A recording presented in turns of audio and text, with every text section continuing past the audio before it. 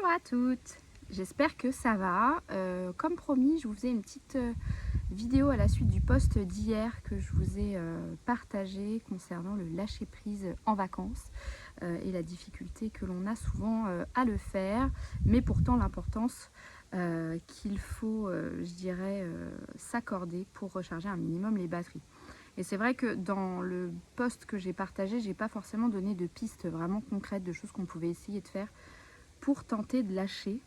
Et du coup, c'est pour ça que je voulais vous faire un petit message ce matin, enfin cet après-midi, et pour vous donner des exemples concrets. Donc, je vous ai listé quelques petites idées à essayer et j'espère que ça pourra vous aider, que vous pourrez vous en approprier quelques-unes et puis peut-être les mettre en place dès maintenant si vous êtes en plein congé.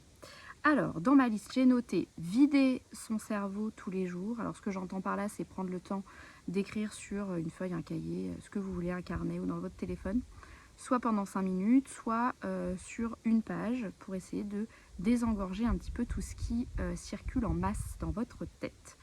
D'essayer de prévoir 1 ou 2 moments pour vous, seul. Ça n'a pas besoin d'être cher, ça n'a pas besoin d'être compliqué. Vous pouvez prendre un café toute seule en terrasse, vous pouvez aller marcher, vous pouvez faire une sieste potentiellement et vous relayer si c'est quelque chose qui est envisageable pour vous.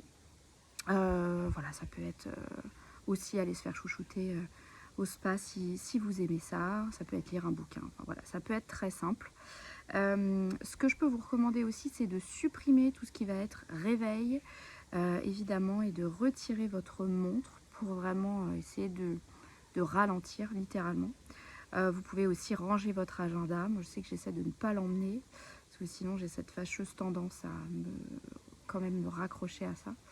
Vous pouvez mettre évidemment un message d'absence. Alors je sais qu'on le fait facilement pour la messagerie d'email du bureau, mais vous pouvez le faire aussi pour la perso et pour celle de votre téléphone.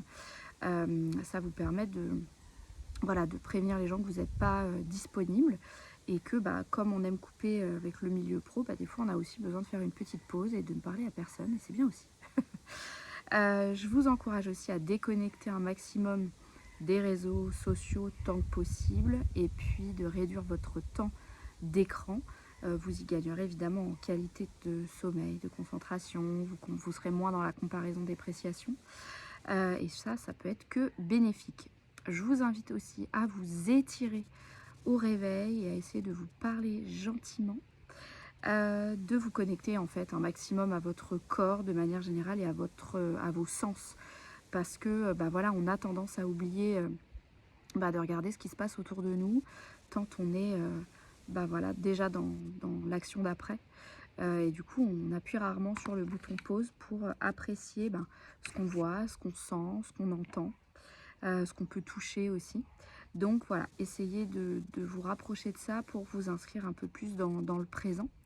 Faites des activités aussi que vous aimez, une activité sportive aussi peut-être qui vous fait du bien. Prenez le temps de respirer. Peut-être que vous pouvez aussi tester d'autres, je dirais, activités type méditation, visualisation. Si vous voyez que vous avez du mal à vous ancrer dans le présent, ça peut vraiment vous aider, tout comme la respiration en tant que telle. Évidemment, passer du temps avec celles et ceux que vous aimez, chanter, danser, les deux en même temps, essayez voilà, d'apporter du fun dans votre vie, en tout cas durant les vacances. Et c'est des choses qui peuvent s'appliquer le week-end ou quand on peut faire une pause dans le quotidien. Et puis surtout, ce que je voulais vous signifier à la fin, c'est surtout de se rappeler que non, ce ne sera pas parfait, que non, vous ne pourrez pas tout contrôler et que c'est ok, que c'est normal. Comme je l'avais évoqué précédemment, les vacances sont aussi un 50-50. Et l'accepter, c'est vous permettre finalement de vous autoriser à en profiter. Donc, n'hésitez pas à vous rappeler que c'est normal, que tout ne soit pas idyllique et parfait. Et puis surtout, commencez petit. Là, je vous ai donné une liste d'exemples de choses, une liste non exhaustive, bien sûr. Le tout, c'est de voir ce que vous avez envie d'essayer. L'idée, c'est pas de cocher toutes les cases. On en coche suffisamment tout au long de l'année. Donc vraiment, c'est de choisir quelque chose qui vous plaît, qui vous fait plaisir, que que vous avez envie d'essayer et qui potentiellement vous fera du bien. Voilà, en espérant que ça vous inspirera pour lâcher un petit peu prise, comme je sais que c'est souvent difficile de le faire. En tout cas que ça vous donnera quelques idées pour y arriver. Voilà pour moi, je vous souhaite une bonne fin de semaine, de bonnes vacances pour celles qui sont concernées et puis je vous dis à très vite. Ciao ciao.